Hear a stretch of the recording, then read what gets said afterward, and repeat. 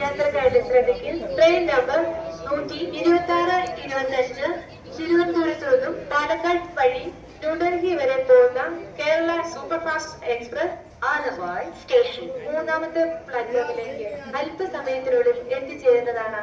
यात्रियों कृपया ध्यान दीजिए, പാലക്കാട് से होकर जाने वाली गाड़ी number 12625 Thiruvananthapuram new Delhi Kerala superfast express थोड़ी ही देर में आलवाय स्टेशन प्लेटफॉर्म नंबर 3 पर आएगी. Your attention please. Train number 12625 Thiruvananthapuram New Delhi Kerala Superfast Express via